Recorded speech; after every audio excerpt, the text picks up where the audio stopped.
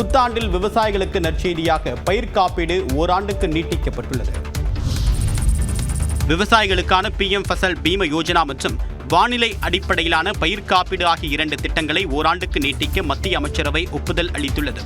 2025ஆம் ஆண்டுக்கான முதல் அமைச்சரவை கூட்டம் பிரதமர் நரேந்திர மோடி தலைமையில் நடைபெற்றது. இந்த கூட்டத்தில் விவசாயிகளுக்கான பயிர் காப்பீட்டு திட்டங்களான PM ஃபசல் பீம யோஜனா மற்றும் வானிலை மாற்றத்தால் ஏற்படக்கூடிய பயிர் சேதங்களுக்கான காப்பீடு ஆகியவற்றுக்கு ஒப்புதல் அளிக்கப்பட்டது.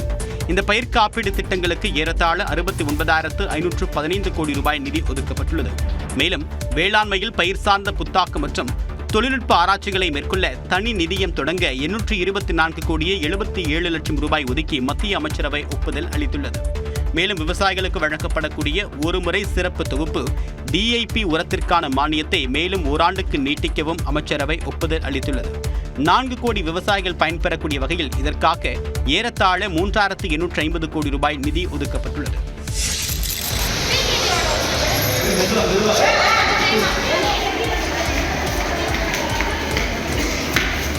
ராமநாதபுரம் அரசு மருத்துவக் கல்லூரி மருத்துவமனையில் தீ விபத்து ஏற்பட்டதைத் தொடர்ந்து நோயாளிகள் அவசரமாக வெளியேற்றப்பட்ட காட்சிகள்தான். 5 தளங்களை கொண்ட மருத்துவமனையில் 2வது தளத்தில் உள்ள இன்வெர்டர் அறையில் நேற்றிரவு 11:20 மணி அளவில் திடீரென மின்கசிவு காரணமாக தீ விபத்து ஏற்பட்டது. இதனால் அதிர்ச்சியடைந்த மருத்துவமனை ஊழியர்கள் உடனடியாக மின்சாரத்தை துண்டித்தனர். 2வது தளத்தில் அறுவை சிகிச்சை நோயாளிகள் அனுமதிக்கப்பட்டிருந்த நிலையில் அந்த அறையில் புகை சூழ்ந்ததால் நோயாளிகளுக்கு மூச்சு திணறல் ஏற்பட்டது. உடனடியாக காவல்துறையினர் மருத்துவமனை ஊழியர்கள் டார்ச் லைட் பயன்படுத்தி 2வது, 3வது மற்றும் 4வது தளத்தில் அனுமதிக்கப்பட்டிருந்த 200க்கும் மேற்பட்ட நோயாளிகளை ஸ்ட்ரெச்சர் பயன்படுத்தியும் தூக்கிக் கொண்டும் முதல் தளத்திற்கு அழைத்து வந்தனர். செயற்கை சுவாசம் பொருத்தப்பட்டிருந்த ஒரு சில நோயாளிகள் முதல் தளத்தில் உள்ள அவசர சிகிச்சை பிரிவில் அனுமதிக்கப்பட்டனர். மற்ற நோயாளிகள் அருகே உள்ள கண் சிகிச்சை மருத்துவமனைக்கு அழைத்துச் செல்லப்பட்டனர். தூங்கிட்டு நேரத்தில் திடீர்னு புகை இருந்துச்சு. எல்லாம் நர்ஸ்லாம் அலாட் பண்ணோன்னா அவரும் வந்துருச்சு. எங்கள் அப்பா அவர் சுத்தமாக நடக்க முடியாது. டக்குனு ஒரு வீல் சேர் எடுத்துட்டு வந்து நானே கீழே தள்ளிட்டு வந்தேன். மூச்சு திணறல் வந்துருச்சு. தொண்டையெல்லாம் கரகண்ட ஆரம்பிச்சிச்சு. இருக்கிற முடியாதவங்க எழுப்ப முடியல. அப்போ 2 பேர் கிடந்தாங்க. அந்த 3வது வார்டு ரொம்ப இருந்துச்சு. அப்போ முடிஞ்ச அளவுக்கு இறக்கி விட்டுட்டு மறுபடியும் போய் ஹெல்ப் பண்ண முடிஞ்ச அளவுக்கு. அதுவரை யாருன்னு வரல. தகவல் அறிந்து வந்த தீயணைப்பு வீரர்கள் தீ பரவாமல் இருக்க நடவடிக்கை மேற்கொண்டனர். ராமநாதபுரத்தில் அரசு மருத்துவமனையில் ஏற்பட்ட தீ விபத்தில் உயிர் சேதம் எதுவும் இல்லை என்று மாவட்ட ஆட்சியர் தெரிவித்துள்ளார். ராமநாதபுரம் அரசு மருத்துவமனையில் தீ விபத்து ஏற்பட்ட பகுதியில் மாவட்ட ஆட்சியர் சிம்ரன்ஜீத் சிங் கலோன் மற்றும் காவல் கண்காணிப்பாளர் சந்தீஷ் ஆகியோர் நேரில் ஆய்வு செய்தனர். மருத்துவமனையில் ஏற்பட்ட தீ அணைக்கப்பட்டதைத் தொடர்ந்து மின் விநியோகத்தை சீர் செய்ய நடவடிக்கை எடுக்கப்பட்டுள்ளதாக ஆட்சியர் தெரிவித்தார். செகண்ட் ஃப்ளோரில் ஒரு குறிப்பிட்ட 2 ரூம்ல தான் புகை ரொம்ப ஜாஸ்தி இருந்துச்சு. பட் பேஷண்ட்ஸ் சேஃப்டிக்கான 3rd ஃப்ளோர் 4th ஃப்ளோர் உள்ள இருக்கிற பேஷண்ட்ஸ் இந்த ஹாஃப் பிளாக்ல எல்லாம் ஷிஃப்ட் பண்ணியிருக்கோம். கேஷுவாலிட்டி ஒன்றும் இல்லை. இந்த ஃபயருக்கான கேஷுவாலிட்டி ஒன்றும் இல்லை. நியூஸ் 18 தொலைக்காட்சிக்கு பேட்டியளித்த காவல் கண்காணிப்பாளர் சந்தீஷ் தீ விபத்துக்கான காரணம் விசாரணைக்கு பிறகே தெரியவரும் என்று கூறினார். ஸ்பிரிங்க்லர் சிஸ்டம் ஆட்டோமேட்டிக்கா ஆன் ஆகி அதே நல்லா தண்ணி வந்துட்டே இருந்தது.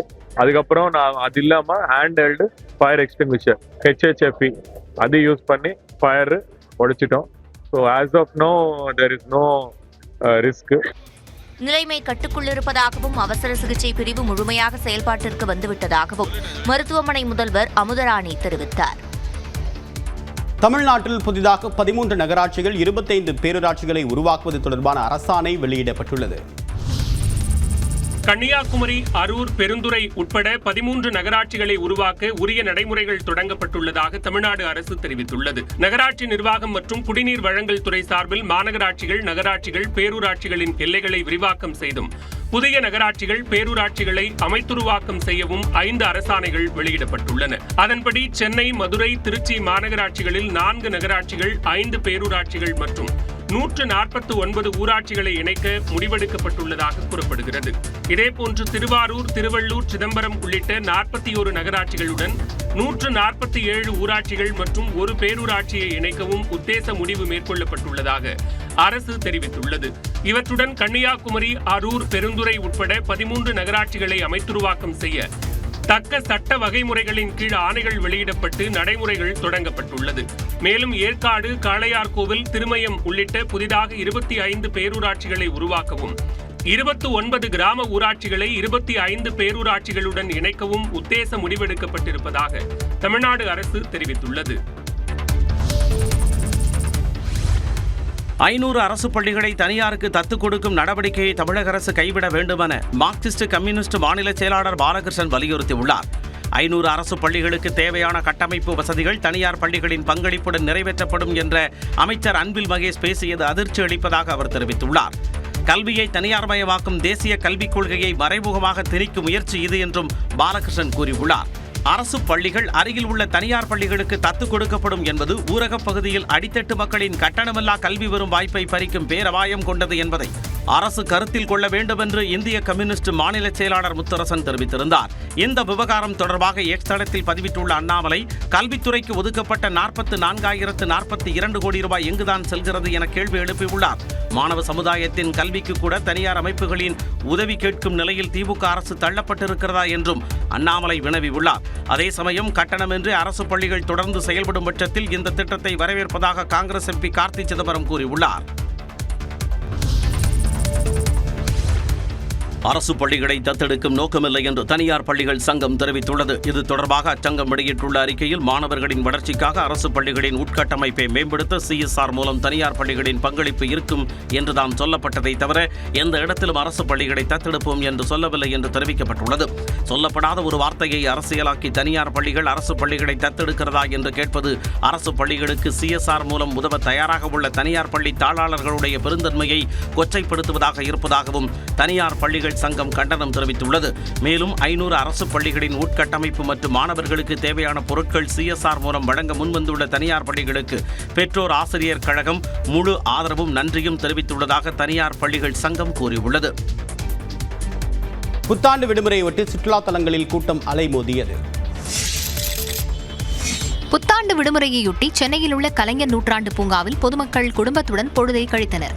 சென்னை கத்தீட்ரல் சாலையில் உள்ள கலைஞர் நூற்றாண்டு பூங்காவில் வழக்கத்தை விட பொதுமக்களின் கூட்டம் அதிக அளவில் காணப்பட்டது. அதில் பறவையகத்தை பார்க்கவும், ஜிப்லைனில் சாகச பயணம் செய்யவும் பொதுமக்கள் அதிக ஆர்வம் காட்டினர்.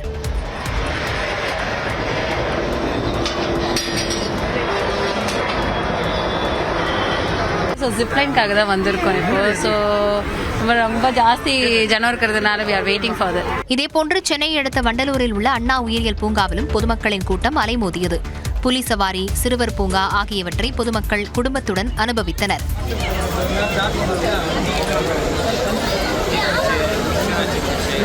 எல்லா அனிமல்ஸும் பார்க்க முடிஞ்சிச்சு. எல்லாமே விசிபிளா இருக்கு. கரடி, சிங்கம், புலி, நிறைய பறவைகள் பார்த்தோம், மான் பார்த்தோம், லெப்பர்ட் பார்த்தோம். சென்னை மெரினா, பெசநகர் கடற்கரைகளிலும் பொதுமக்களின் கூட்டத்தை அதிக அளவில் காண முடிந்தது.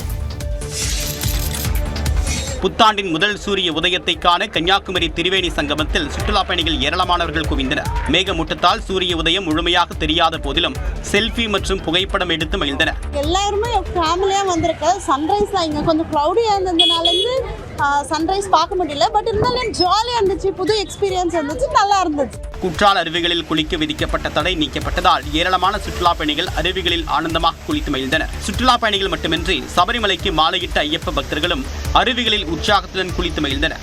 இப்போ எல்லாருமே சந்தோஷமா குளிச்சுட்டு போய்கிட்டு இருக்கோம். எங்களுக்கும் எல்லா ஐயப்ப பக்தர்களுக்கும் எல்லாருக்கும் ரொம்ப சந்தோஷமா இருந்தது. அதுவும் வருஷத்துல முதல் நாள் இதை மாதிரி ஓப்பன் பண்ணி விடுறதுனால எங்களுக்கு ரொம்ப சந்தோஷமா இருக்கு. எல்லாருமே ஹாப்பியா இருக்காங்க. புத்தாண்டு விடுமுறையொட்டி கொடைக்கானலுக்கு வந்த ஏராளமான சுற்றுலா பயணிகள் மிதமான வெப்பத்துடன் நிலவக்கூடிய இதமான காலநிலையை அனுபவித்து மகிழ்ந்தனர். சுற்றுலா பயணிகளின் வருகை அதிகரிப்பால் சிறு வியாபாரிகள் மகிழ்ச்சி அடைந்தனர்.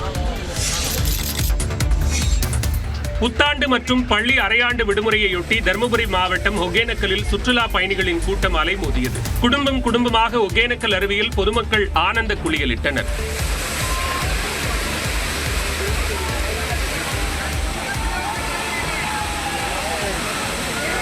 இதேபோன்று மேற்கு தொடர்ச்சி மலை அடிவாரத்தில் உள்ள கோவை குற்றாலத்திலும் பொதுமக்களின் கூட்டம் வழக்கத்தை விட அதிக அளவில் காணப்பட்டது.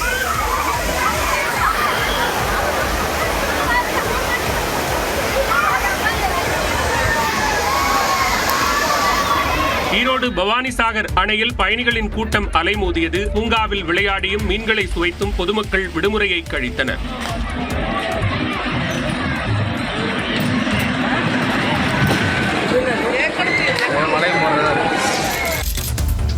தொடர்ந்து தொடர் விடுமுறை முடிந்து சொந்த ஊர்களில் இருந்து ஏராளமான மக்கள் சென்னை திரும்பியதால் பெருங்களத்தூர் பகுதியில் கடும் போக்குவரத்து நெரிசல் ஏற்பட்டது.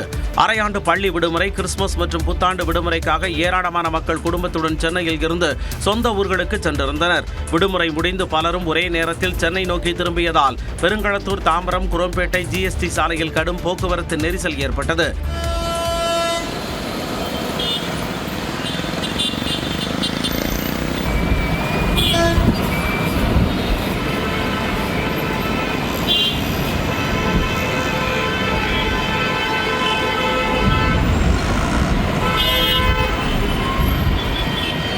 வாகனங்கள் நீண்ட வரிசையில் அணிவகுத்து நின்றதுடன் ஆமை வேகத்தில் ஊர்ந்து செல்லும் நிலை ஏற்பட்டது. சென்னையின் நுழைவாயிலான தாம்பரம் 0 பாயிண்ட் பகுதியில் பராமரிப்பு பணி நடைபெற்று வருவதும் போக்குவரத்து நெரிசலுக்கு காரணம் என சொல்லப்படுகிறது.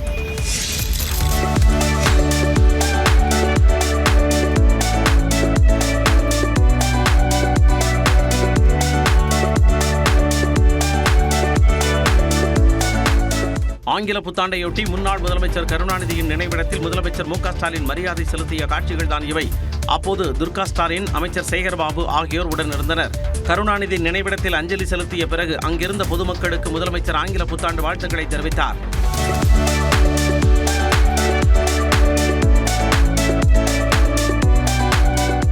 முன்னதாக ஆங்கில புத்தாண்டையொட்டி முதலமைச்சரிடம் அமைச்சர்கள், திமுக நாடாளுமன்ற உறுப்பினர்கள் மற்றும் கட்சி நிர்வாகிகள் சந்தித்து வாழ்த்து பெற்றனர்.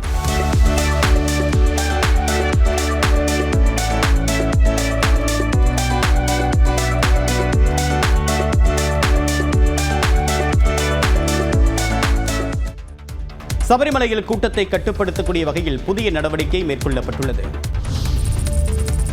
சபரிமலை ஐயப்பன் கோயிலில் வனப்பகுதி வழியாக பக்தர்கள் செல்ல வழங்கப்பட்ட சிறப்பு பாஸ் வசதி தற்காலிகமாக நிறுத்தப்பட்டுள்ளது. கேரளாவில் உள்ள சபரிமலை ஐயப்பன் கோயிலில் மகரவிளக்கு பூஜையையொட்டி ஏராளமான பக்தர்கள் தரிசனம் மேற்கொண்டு வருகின்றனர்.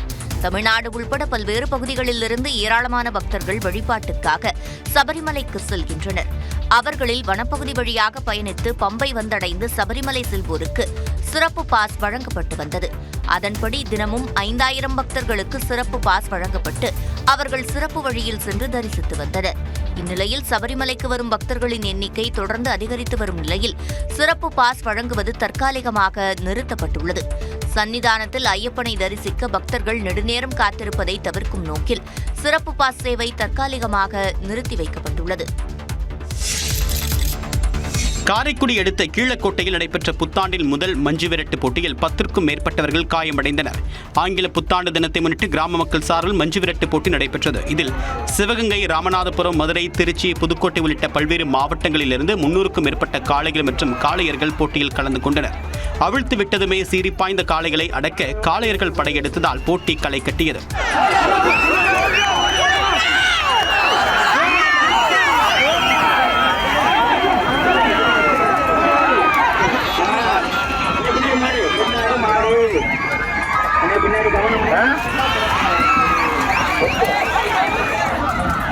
சில காளைகள் பிடிபட்டாலும் பல காளைகள் பிடிபடாமல் தெரித்து ஓடின. அப்போது காளைகள் முட்டியதில் 10க்கும் மேற்பட்டோர் காயமடைந்தனர். மஞ்சுவிரட்டு போட்டி அனுமதியின்றி நடத்தப்பட்டதாக கூறப்படக்கூடிய நிலையில் இது குறித்து போலீசார் விசாரணை மேற்கொண்டு வருகின்றனர்.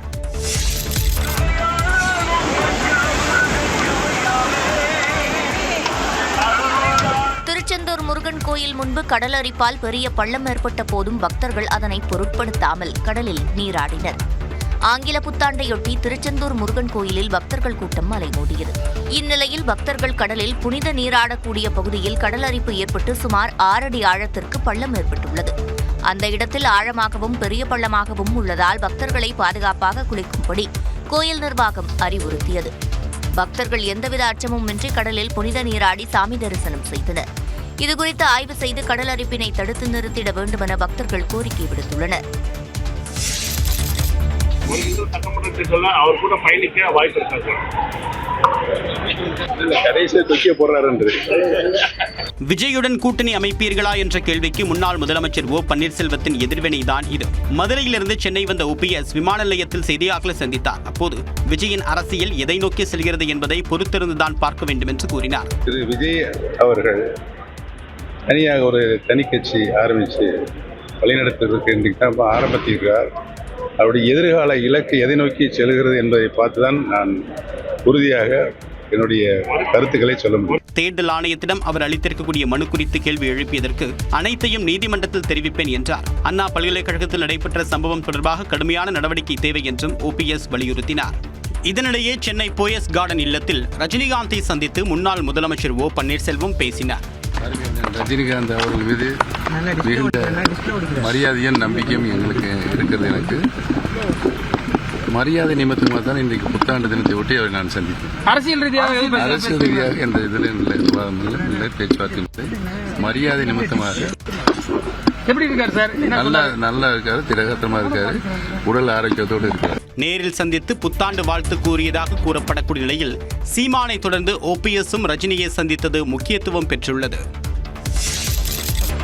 நான் சொல்றேன், இது ஆண்ட பரம்பரை என்பதனை நீங்கள் மனதிலே வைத்துக் கொள்ள வேண்டும் என்பதில் இருக்க பல வரலாறு மறைக்கப்பட்டிருக்கிறது. மதுரையில் நடந்த நிகழ்ச்சி ஒன்றில் தமிழக பத்திரப்பதிவுத்துறை அமைச்சர் மூர்த்தி பேசிய வீடியோதான் இது. மதுரை திமுக மைதானத்தில் சில வாரங்களுக்கு முன் நடந்த நிகழ்ச்சியில் அமைச்சர் மூர்த்தி ஆண்ட பரம்பரை என குறிப்பிட்டு பேசியது சர்ச்சையை கிளப்பியுள்ளது. சுதந்திரத்திற்காக உயிரிழந்த 5000த்திற்கு மேற்பட்டவர்களின் வரலாறு மறைக்கப்பட்டுள்ளதாக அமைச்சர் மூர்த்தி பேசியதாக வீடியோவில் குறிப்பிடப்பட்டுள்ளது. இந்நிலையில் இது தொடர்பான வீடியோ சமூக வலைத்தளங்களில் வெளியாகி சர்ச்சையை ஏற்படுத்தியுள்ளது.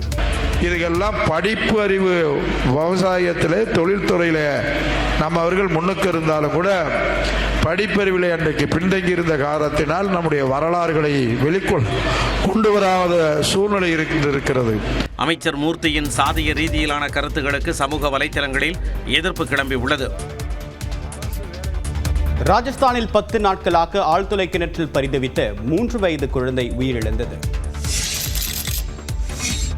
ராஜஸ்தானில் ஆழ்துளை கிணற்றில் 10 நாட்களாக உயிருக்கு போராடிய பெண் குழந்தை மீட்கப்பட்ட சிறிது நேரத்திலேயே உயிரிழந்தது சோகத்தை ஏற்படுத்தியுள்ளது. கோட்புட்லி பெக்ரோர் மாவட்டத்தில் உள்ள விளை நிலத்தில் கடந்த 23ஆம் தேதி விளையாடிக் கொண்டிருந்த சேத்துனா என்ற 3 வயது பெண் குழந்தை அங்குள்ள 700 அடி ஆழ்துளை கிணற்றில் தவறி விழுந்தது. ஆழ்துளை கிணற்றில் 120வது அடியில் சிக்கி தவித்த குழந்தையை மீட்க மீட்புக் குழுவினர் இரவு பகலாக போராடி வந்தனர். அந்த ஆழ்துளை கிணற்றுக்கு அருகிலேயே குழி தோண்டி குழந்தையை மீட்க நடவடிக்கை எடுக்கப்பட்டது. இந்த மீட்பு பணி 10வது நாளாக நேற்றும் நீடித்த நிலையில் அந்த குழந்தை ஆழ்துளை கிணற்றில் இருந்து பாதுகாப்பாக மீட்கப்பட்டது. அதைத் தொடர்ந்து குழந்தையை மருத்துவமனைக்கு அழைத்துச் சென்றனர். குழந்தையின் உடல்நலம் சீராக இருப்பதாகவும் தொடர்ந்து கண்காணித்து வருவதாகவும் மருத்துவர்கள் தெரிவித்தனர். ஆனால் சிறிது நேரத்திலேயே குழந்தை உயிரிழந்தது. மீட்பு பணி தாமதமானதால் தான் குழந்தை உயிரிழந்ததாக பெற்றோர் ஆதங்கம் தெரிவித்துள்ளனர்.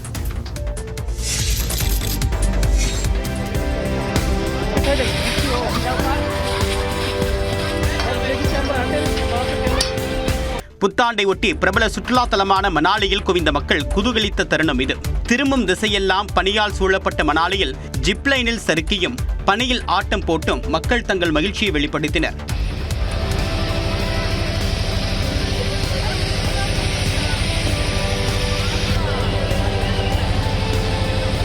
வயதை மறந்து பல தரப்பினரும் தங்களுக்குள் இருக்கக்கூடிய குழந்தைத்தனத்தை பனியில் விளையாடி வெளிக்கொண்டு வந்தனர்.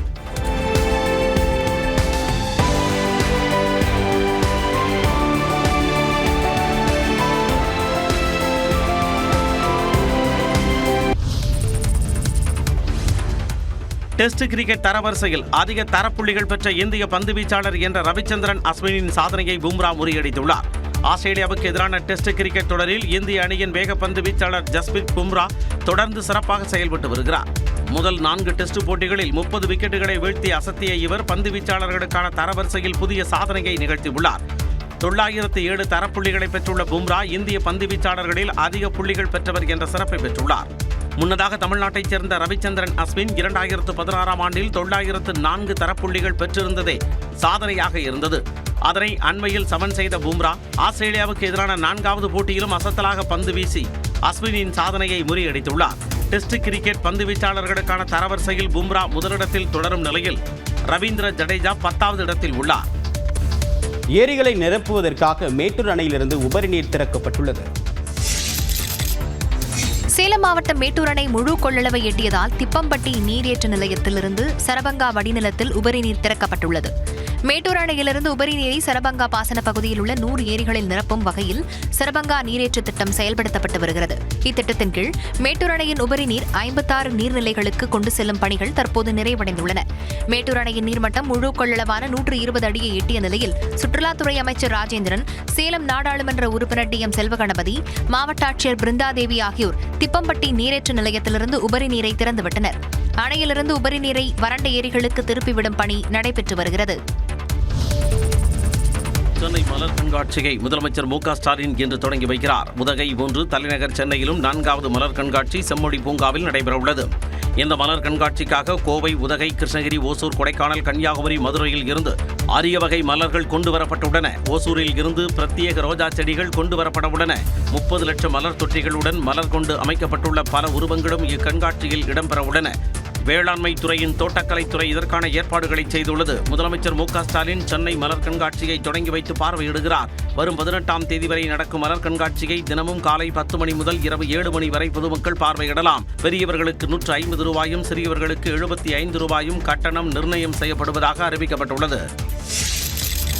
கள்ளக்குறிச்சி மாவட்டம் சங்கராபுரம் மற்றும் அதன் சுற்றுவட்டார பகுதிகளில் திடீர் நில அதிர்வு ஏற்பட்டதால் பொதுமக்கள் அச்சத்தில் வீட்டை விட்டு வெளியேறினர்.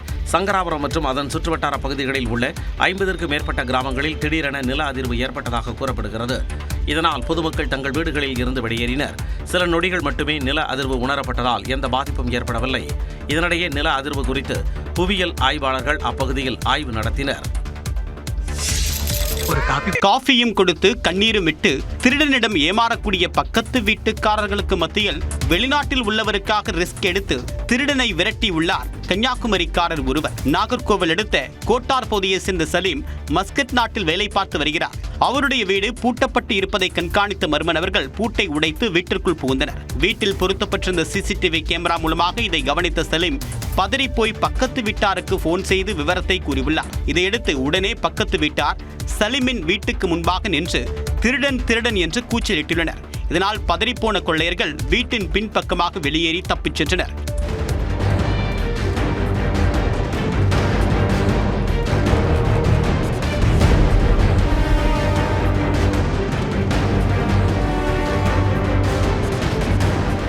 இந்த சம்பவம் தொடர்பாக கோட்டார் போலீசார் வழக்கு பதிவு செய்து விசாரணை மேற்கொண்டு வருகின்றனர். ராமநாதபுரம் அருகே ஒரே குடும்பத்தை சேர்ந்த 3 பேர் விபத்தில் உயிரிழந்தது சோகத்தை ஏற்படுத்தியுள்ளது. ராமநாதபுரம் அருகே லாரியின் பின்புறத்தில் ஆம்புலன்ஸ் மோதியதில் ஒரே குடும்பத்தைச் சேர்ந்த 3 பேர் உயிரிழந்தனர். மண்டபத்தை அடுத்த மரைக்காயர்பட்டினத்தைச் சேர்ந்தவர் வரிசைக்கனி. இவருக்கு உடல்நிலை சரியில்லாததால் ராமநாதபுரத்தில் உள்ள மருத்துவமனைக்கு ஆம்புலன்ஸ் மூலம் உறவினர்கள் அழைத்து வந்துள்ளனர். மதுரை ராமேஸ்வரம் தேசிய நெடுஞ்சாலை வாலாந்தரவை அருகே அதிவேகமாக வந்து கொண்டிருந்த போது முன்னால் சென்ற லாரியின் பின்புறத்தில் ஆம்புலன்ஸ் வேகமாக மோதி விபத்துக்குள்ளானது. இந்த கோர விபத்தில் வரிசைக்கனி, அவரது மகள் அனீஸ் பாத்திமா, மருமகன் சகுபர் சாதிக் ஆகியோர் உயிரிழந்தனர். கத்தீஜா ராணி, ஐஷா பேகம் ஆகிய இருவரும் ராமநாதபுரத்தில் உள்ள தனியார் மருத்துவமனையில் அனுமதிக்கப்பட்டனர். படுகாயமடைந்த ஹர்ஷித் மேல் சிகிச்சைக்காக மதுரை அனுப்பி வைக்கப்பட்டார்.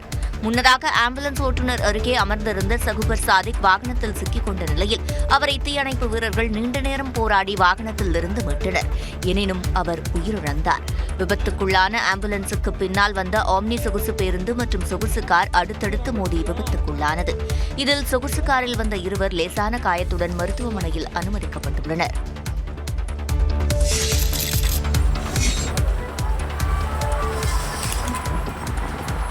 இப்படி மூதாட்டியின் காலில் விழுந்து நெல்லை மாநகராட்சி ஆணையாளர் ஆசி பெற்றதற்கு காரணம் மூதாட்டியின் மனிதநேயமிக்க செயல். சங்கரன் கோவில் பகுதியைச் சேர்ந்த புஷ்பா என்ற மூதாட்டி நெல்லை மாநகராட்சி முதியோர் இல்லத்தில் வசித்து வருகிறார். கணவர் உயிரிழந்து தனது 3 குழந்தைகளும் கைவிட்ட சூழலில் இங்கு வந்து அவர் தங்கியுள்ளார். முதியோர் இல்லத்தில் சிறிய அளவிலான ஊதியம் ஈட்டும் பணிகள் செய்து அதில் கிடைத்த 11,000 ரூபாய் பணத்தை அவர் வைத்திருந்தார். அந்த பணத்தை தூத்துக்குடிக்கு வந்த முதலமைச்சரிடம் தென் மாவட்ட வெள்ள நிவாரண நிதியாக மூதாட்டி நேரில் வழங்கினார். அதனை பெற்றுக்கொண்ட முதலமைச்சர் மூதாட்டியிடம் அவர் தொடர்பான தகவல்களை கனிவுடன் விசாரித்தார். இந்நிலையில் புத்தாண்டை கொண்டாடும் வகையில் மூதாட்டி புஷ்பா தங்கியுள்ள முதியோர் இல்லத்திற்கு நெல்லை மாநகராட்சி ஆணையாளர் சுகபுத்ரா சென்றார். அப்போது மூதாட்டியை பார்த்து நலம் விசாரித்து அவரது காலில் விழுந்து ஆசி பெற்றார். மூதாட்டியின் செயல் பெருமையாக இருப்பதாக அங்கிருந்தவர்கள் மத்தியில் ஆணையாளர் பேசியது நிகழ்ச்சியான சம்பவமாக அமைந்தது.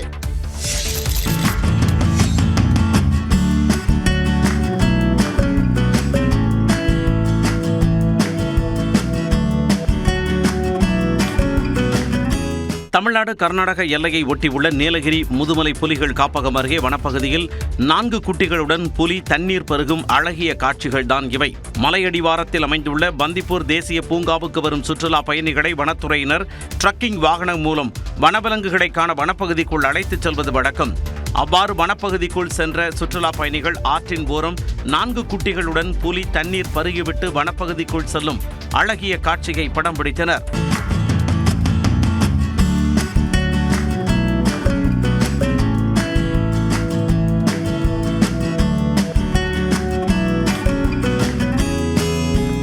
தாய்ப்புலியானது தனது குட்டிகளுடன் தண்ணீர் பருகிவிட்டு வனப்பகுதிக்குள் அவற்றை அழைத்துச் செல்லும் காட்சி காண்போரை வெகுவாக ரசிக்க வைத்தது. சாலையில் நடந்து சென்றவர் மீது 2 வீலர் மோதிய விபத்தில் ஒருவர் உயிரிழந்த நிலையில் விபத்து தொடர்பான பதை விதைக்க வைக்கும் CCTV காட்சி வெளியாக உள்ளது. சேலம் மாவட்டம் அரியானூர் பகுதியைச் சேர்ந்த 17 வயது சிறுவர்கள் 2 2 வீலரில் கல்பாரப்பட்டி பகுதியில் இருந்து கொம்பாடிப்பட்டி நோக்கி சென்றனர். அப்போது சாலையில் நடந்து சென்ற மாதை சென்ற நபர் மீது இவர்கள் சென்ற வாகனம் எதிர்பாராத விதமாக மோதி விபத்திற்குள்ளானது. இதில் 2 வீலரை ஓட்டிச் சென்ற சிறுவன் மருத்துவமனைக்கு அழைத்துச் செல்லும் வழியில் பரிதாபமாக உயிரிழந்தார். சாலையில் நடந்து சென்ற மாதேஷ் மற்றும் 2 வீலரின் பின்னால் அமர்ந்து வந்த சிறுவன் ஆகியோர் மருத்துவமனையில் அனுமதிக்கப்பட்டனர். இந்த விபத்து குறித்து காவல்துறையினர் விசாரணை செய்து வருகின்றனர். கள்ளக்குறிச்சி மாவட்டம் சின்னச்சேலத்தில் கணவரை இழந்த பெண் பாலியல் வன்கொடுமைக்கு ஆளாக்கப்பட்டு கொலை செய்யப்பட்ட சம்பவத்தில் 2 பிடித்து போலீசார் விசாரித்து வருகின்றனர். காட்டுக்கோட்டாய் பகுதியைச் சேர்ந்த நிர்மலா கணவரை இழந்து குழந்தைகளுடன் வசித்து வந்த நிலையில் கடந்த மாதம் சோளக்காடு பகுதியில் சடலமாக மீட்கப்பட்டார். உடற்கூறு ஆய்வில் அவர் பாலியல் வன்கொடுமைக்கு ஆளாக்கப்பட்டு கொலை செய்யப்பட்டது தெரிய வந்தது. இதையடுத்து 5 தனிப்படைகளை அமைத்த போலீசார் விசாரித்து வந்தனர். இந்நிலையில் இந்த வழக்கு தொடர்பாக டீ கடை நடத்தி வரும் குமரேசன் மற்றும் மணி ஆகிய 2 பிடித்து போலீசார் விசாரித்து வருகின்றனர். இருவரிடமும் நடத்தும் விசாரணையில் பல முக்கிய தகவல்கள் வெளியாகலாம் என போலீசார் தெரிவித்துள்ளனர். இரட்டை இலை சின்னத்தை எதிர்க்கட்சித் தலைவர் எடப்பாடி பழனிசாமி பயன்படுத்த தடை விதிக்க கோரி முன்னாள் முதலமைச்சர் ஓ பன்னீர்செல்வம் தேர்தல் ஆணையத்திடம் மனு அளித்துள்ளார். இது தொடர்பாக தேர்தல் ஆணையத்திடம் ஓ பன்னீர்செல்வம் தாக்கல் செய்த பதில் மனுவில் கடந்த 2021ஆம் ஆண்டு அதிமுகவின் முதன்மை உறுப்பினராக தன்னை தேர்ந்தெடுத்தது கட்சியின் அடிப்படை விதிப்படி சட்டப்பூர்வமானது என்று குறிப்பிட்டுள்ளார். அதனை பொதுக்குழுவின் சிறப்பு தீர்மானம் மூலம் நீக்கி கட்சியை விட்டு EPS வெளியேற்றியது அடிப்படை விதிகளுக்கு முரணானது என்றும் OPS கூறியுள்ளார். தேர்தல் ஆணையத்தில் உள்ள ஆவணத்தின் அடிப்படையிலும் கட்சியின் ஒருங்கிணைப்பாளர் என்று தேர்ந்தெடுக்கப்பட்ட முறையிலும் இரட்டை இலை சின்னத்தின் உரிமை தனக்கானது என்று ஓ பன்னீர்செல்வம் அந்த மனுவில் குறிப்பிட்டுள்ளார். தற்போது உள்ள கட்சியின் நிர்வாகம் சட்டவிரோதமானது என்று குறிப்பிட்டுள்ள OPS இரட்டை இலை சின்னத்தை அவர்கள் பயன்படுத்த அதிகாரம் கிடையாது என்று சுட்டிக்காட்டியுள்ளார். அதிமுக தொடர்பான உரிமையியல் வழக்குகள் நீதிமன்றத்தில் நிலுவையில் உள்ளதால் அதன் முடிவு வரும் வரை எடப்பாடி பழனிசாமி வசமுள்ள கட்சி தொடர்பான அதிகாரங்களை தேர்தல் ஆணையம் திரும்பப் பெற வேண்டும் என்றும் OPS வலியுறுத்தியுள்ளார். நீங்க நினைக்கிற மாதிரி பிஜேபியோ இந்துத்துவ சக்திகளோ தமிழ்நாட்டில் கால் ஊன முடியாது. நான் உயிரோடு இருக்கிற வரைக்கும் அது நடக்க விட மாட்டேன் நானும் சொல்லுவேன். புத்தாண்டை ஒட்டி மதிமுக பொதுச் செயலாளர் வைகோ எடுத்த சூளுரையே இது. சென்னை எழும்பூரில் உள்ள மதிமுக தலைமை அலுவலகத்தில் செய்தியாளர் சந்தித்தவர் ஒரே நாடு ஒரே தேர்தல் மோசமான திட்டத்தை மோடி செயல்படுத்த நினைப்பதாக விமர்சித்தார். ஒரே தேர்தல் என்று வைத்து விட்டால் வேட்பாளரை வைத்துத்தானே ஓட்டு, அப்படித்தானே பிற கூட்டாட்சிகளிலே நடைபெறுகிறது. தான் ஒரு வேட்பாளராக அதிபர் வேட்பாளராக ஆகிவிட வேண்டும் என்றால் வரும் சட்டமன்ற தேர்தலில் தமிழ்நாட்டில் இந்தியா கூட்டணி 200க்கும் மேற்பட்ட இடங்களில் வெற்றி பெறும் என்றும் அவர் கூறினார். நாங்கள் ஒற்றுமையாக இருக்கிறோம். திமுக கூட்டணியில் இருக்கக்கூடிய கட்சிகளில் எந்த விரிசலும் இல்லை, எந்த நெருடலும் இல்லை. வலது தோளாகவும் இடது தோளாகவும் இருந்து திமுகவுக்கு பாடுபடுவோம் என்றும் வைகோ கூறினார். சென்னையில் புத்தாண்டு கொண்டாட்டத்தில் சாகசத்தில் ஈடுபட்டதாக 242 இருசக்கர வாகனங்கள் பறிமுதல் செய்யப்பட்டுள்ளன. சென்னையில் மெரினா, பெசன்ட் நகர் கடற்கரைகள், தனியார் நட்சத்திர ஹோட்டல்கள், வணிக வளாகங்கள் மற்றும் முக்கிய சாலைகளில் பொதுமக்கள் ஒன்று கூடி புத்தாண்டை கொண்டாடினர். இந்த கொண்டாட்டத்தின் போது பைக் ரேஸ் நடத்தினால் சம்பந்தப்பட்டவர்கள் மீது கடும் நடவடிக்கை எடுக்கப்படும் என காவல்துறை எச்சரிக்கை விடுத்திருந்தது. மேலும் இதனை தடுக்கும் நோக்கில் 425 இடங்களில் வாகனங்களை சோதனை செய்ய குழுக்கள் அமைக்கப்பட்டிருந்தன. இந்த நிலையில் புத்தாண்டு கொண்டாட்டத்தின் போது வாகன சாகசத்தில் ஈடுபட்டதாக 242 இருசக்கர வாகனங்களை காவல்துறையினர் பறிமுதல் செய்தனர். சில இடங்களில் சாகசத்தில் ஈடுபட்ட இளைஞர்களை காவல்துறையினர் மடக்கி பிடித்தனர். உரிய அபராதம் கட்டியதை அடுத்து சம்பந்தப்பட்ட வாகனங்களை அவரவர் உரிமையாளர்களிடம் ஒப்படைத்தனர். விழுப்புரம் அருகே பணத்தை திருப்பி கேட்ட நண்பனை கொலை செய்து ஆற்றில் புதைத்த இளைஞர் கைது செய்யப்பட்ட சம்பவம் பரபரப்பை ஏற்படுத்தியுள்ளது. சேமங்கலம் கிராமத்தைச் சேர்ந்தவர் முத்துக்குமரன் 27 வயதான விவசாயியான இவரை கடந்த செப்டம்பர் 19ஆம் தேதி முதல் காணவில்லை என அவரது தந்தை புகார் அளித்தார். இதையடுத்து வழக்கு பதிவு செய்த காவல்துறையினர் முத்துக்குமரனின் நண்பரான அதே பகுதியைச் சேர்ந்த தமிழரசனை சந்தேகத்தின் பேரில் விசாரித்தனர். அதில் பண விவகாரத்தில் முத்துக்குமரனை அவர் அடித்து கொலை செய்த அதிர்ச்சி தகவல் வெளியாகியுள்ளது. முத்துக்குமரனுக்கு அவரது நண்பரான தமிழரசன் 8 லட்சம் ரூபாய் தர வேண்டியிருந்ததாக சொல்லப்படுகிறது. இது தொடர்பாக இருவருக்கும் கடும் வாக்குவாதம் ஏற்பட்டு கைகலப்பாக மாறியது. அதில் ஆத்திரமடைந்த தமிழரசன் ஆயுதத்தால் தாக்கியதில் முத்துக்குமரன் உயிரிழந்ததாக சொல்லப்படுகிறது. அவரது உடலை மணட்டாற்றில் புதைத்ததும் விசாரணையில் தெரிய வந்துள்ளது. அதைத் தொடர்ந்து புதைக்கப்பட்ட இடத்தில் தேடிய போது சடலம் கிடைக்கவில்லை. கடந்த மாதம் ஏற்பட்ட வெள்ளத்தில் உடல் அடித்துச் செல்லப்பட்டதா என காவல்துறையினர் விசாரித்து வரும் நிலையில் தமிழரசன் கைது செய்யப்பட்டு சிறையில் அடைக்கப்பட்டார்.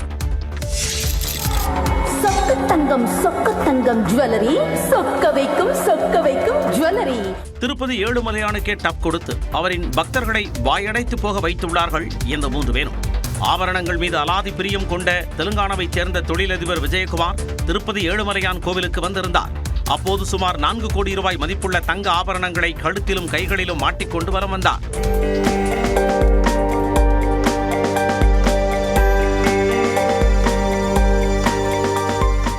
இதேபோல் கர்நாடகாவைச் சேர்ந்த ரவி உட்பட மேலும் 2 பேரும் நடக்கும் தங்க நகை மாளிகை ஒன்று கிலோ கணக்கில் நகைகளை அணிந்து வந்து கவனம் ஈர்த்தனர்.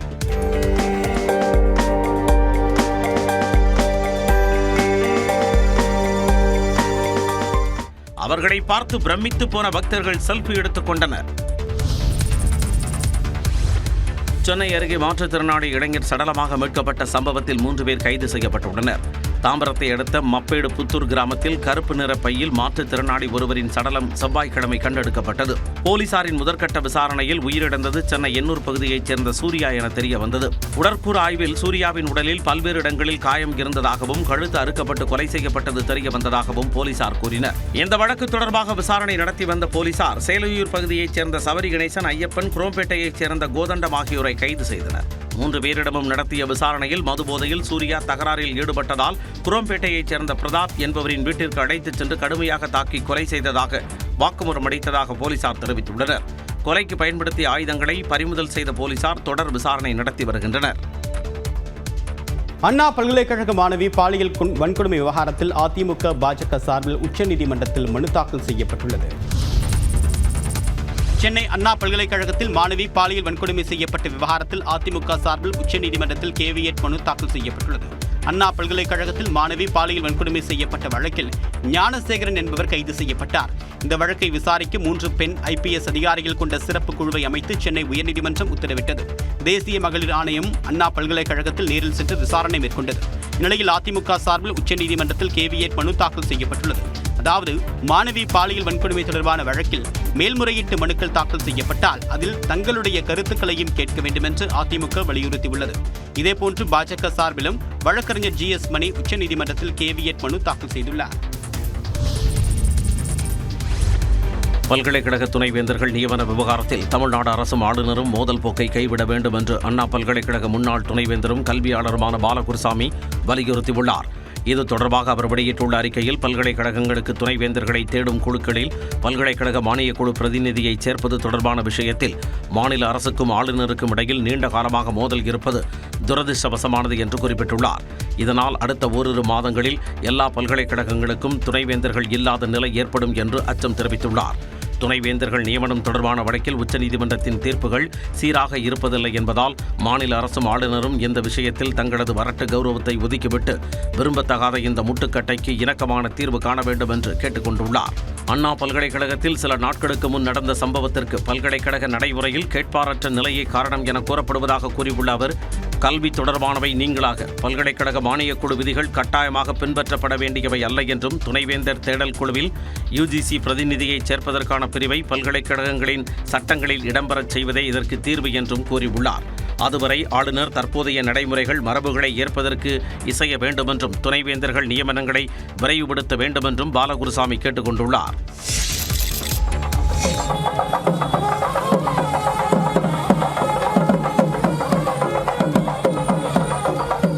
ஆரணியில் பாதுகாப்பை பலப்படுத்திய காவல்துறையினருக்கு பொதுமக்கள் மேளதாளத்துடன் ஊர்வலமாக வந்து பாராட்டு தெரிவித்த காட்சிகள்தான் இவை. திருவண்ணாமலை மாவட்டம் ஆரணி பகுதியில் குற்ற செயல்கள் மற்றும் போக்குவரத்து நெரிசலை குறைக்கும் நடவடிக்கையாக சுமார் 25 லட்சம் ரூபாய் செலவில் 230 சிசிடிவி கேமராக்கள் பொருத்தப்பட்டன. இதனால் கடந்த சில நாட்களாக குற்ற செயல்கள் மற்றும் போக்குவரத்து நெரிசல் குறைந்து காணப்பட்டதால் பொதுமக்கள் நிம்மதியடைந்துள்ளனர். இந்நிலையில் பாதுகாப்பு அளித்த காவல்துறையினருக்கு பாராட்டு தெரிவிக்கும் பொதுமக்கள் மேளதாளத்துடன் ஊர்வலமாக சென்றனர்.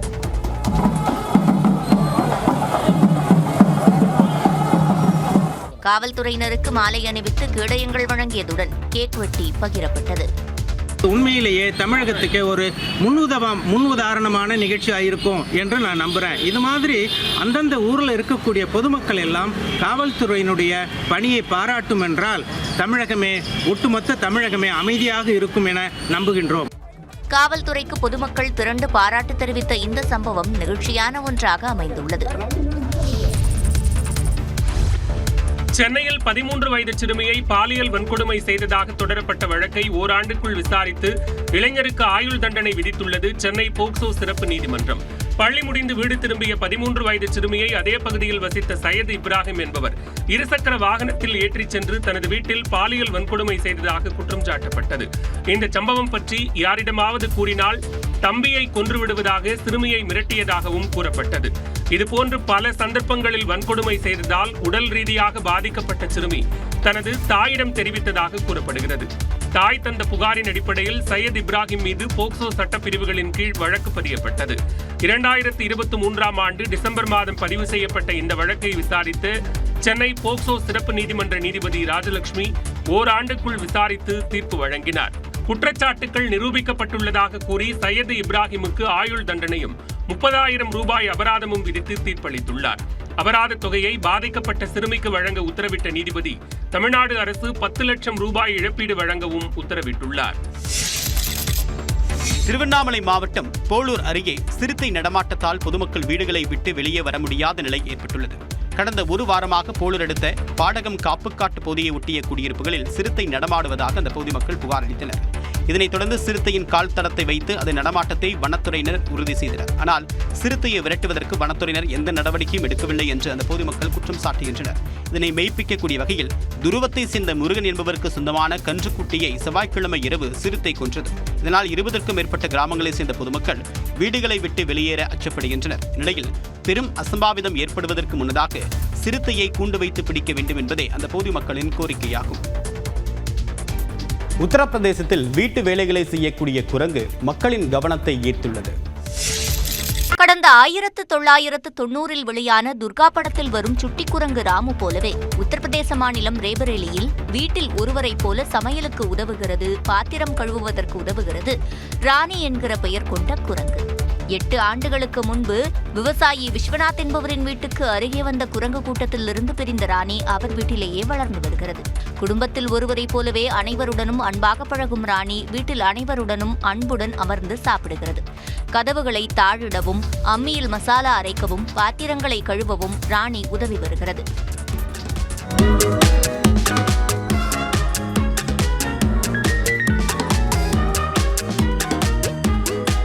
இப்படி ஒரு பாசக்கார குரங்கு வீட்டில் வளர்ந்து வந்த நிலையில் மீண்டும் குரங்கு கூட்டம் ராணியை சேர்த்துக் கொள்ளாததால் அது விஸ்வநாத்தின் வீட்டிலேயே வளர்ந்து வருகிறது. விஸ்வநாத்தின் மகன் ஆகாஷ் தன் வீட்டில் வளரும் ராணி பற்றி யூடியூபில் வீடியோ வெளியிட்டதும் லட்சக்கணக்கானோர் ராணிக்கு ஃபேன் ஆகிவிட்டனர்.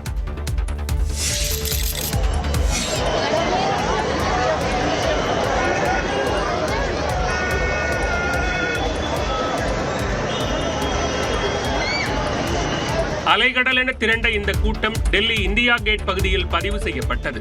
புத்தாண்டு நாள் என்பதால் பல அலுவலகங்கள், பள்ளிகள், கல்லூரிகளுக்கு விடுமுறை விடப்பட்டது. இதனால் குடும்பத்துடன் ஏராளமானோர் இந்தியா கேட் பகுதியில் குவிந்தனர்.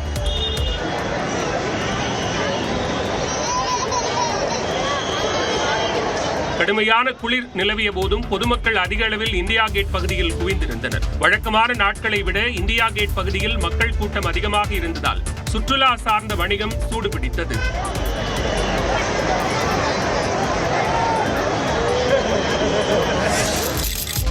ஆந்திராவில் மதுபோதை உச்சிக்கு ஏறியதால் மின்கம்பத்தின் உச்சிக்கு ஏறியவர் மின்சார கம்பியில் ஒய்யாரமாக படுத்திருந்தார்.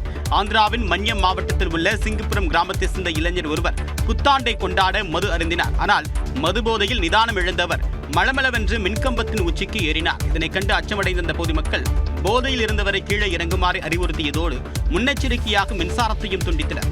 ஆனால் பொதுமக்களின் கூக்குரலை பொருட்படுத்தாத மதுபோதை நபர் மின்கம்பத்தின் உச்சிக்கு ஏறி மின்சார கம்பியில் இளைப்பாறினார்.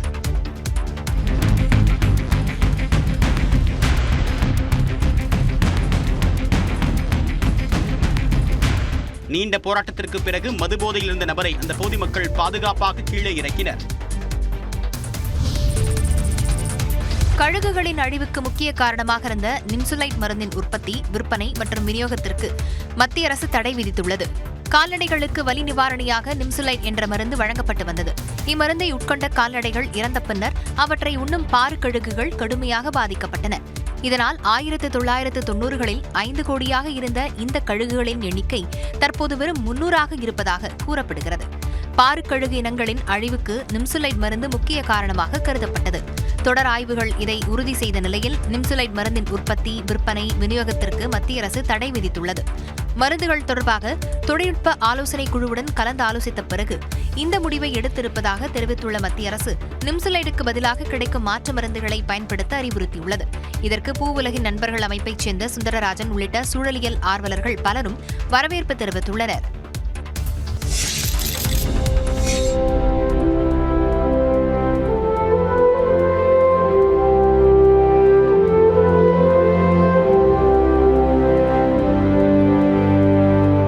நாட்டில் அனைவரும் புத்தாண்டை ஆடிப்பாடி கொண்டாடி கொண்டிருக்கக்கூடிய அதே நேரத்தில் இந்தியாவின் எல்லையில் இடுப்பளவு பணியில் நடந்து ராணுவ வீரர்கள் எல்லையை பாதுகாக்கக்கூடிய வீடியோ வெளியாகியுள்ளது.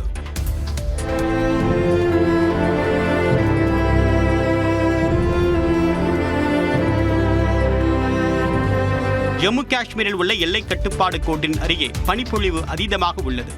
எதிரி நாட்டினர் ஊடுருவாத வகையில் வீரர்கள் அரணமைத்து பாதுகாப்பு அளித்து வருகின்றனர்.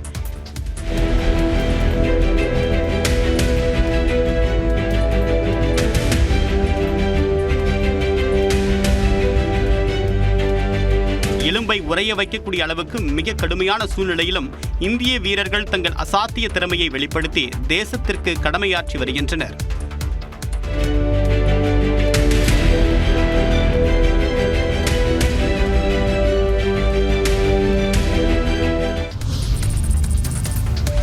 நாட்டிலேயே முதன்முறையாக உள்நாட்டு விமான சேவையில் வைஃபை வசதியை ஏர் இந்தியா நிறுவனம் அறிமுகம் செய்துள்ளது.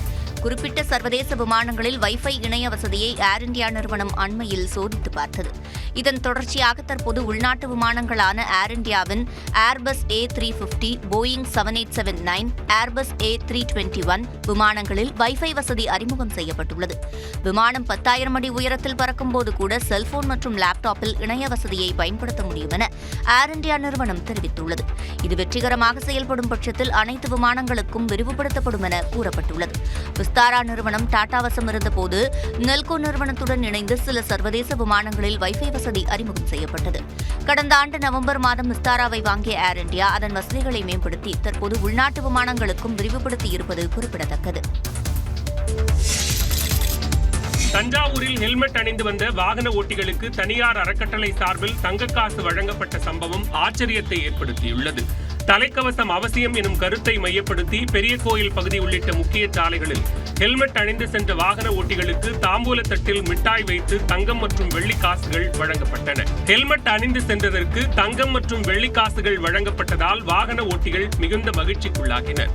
புத்தாண்டு தினத்திலும் சாலை விதிமுறைகளை முறையாக கடைபிடிக்கும் வாகன ஓட்டிகளை பாராட்டவும் ஊக்குவிக்கும் வகையிலும் தங்கம் மற்றும் வெள்ளிக்காசுகள் பரிசாக வழங்கப்பட்டதாக தனியார் அறக்கட்டளை நிர்வாகம் தெரிவித்துள்ளது.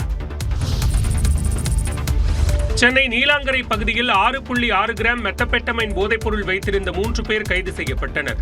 கொட்டிவாக்கத்தில் போதைப்பொருள் புழங்குவதாக நீலாங்கரை காவல் நிலையத்திற்கு ரகசிய தகவல் கிடைத்தது. அதன் அடிப்படையில் பென்ட்லி ஹோட்டல் அருகே தனிப்படை காவலர்கள் சோதனையிட்ட போது 3 பேரிடம் மெத்தபெட்டமைன் போதைப்பொருள் இருந்தது தெரியவந்தது.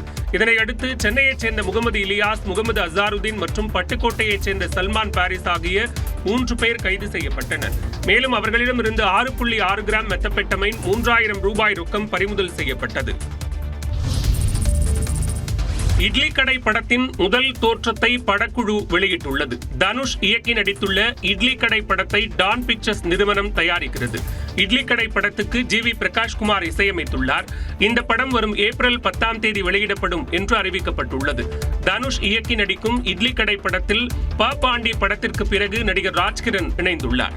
இட்லி கடை படம் நடிகர் தனுஷ் இயக்கும் 4வது திரைப்படம் என்பது குறிப்பிடத்தக்கது.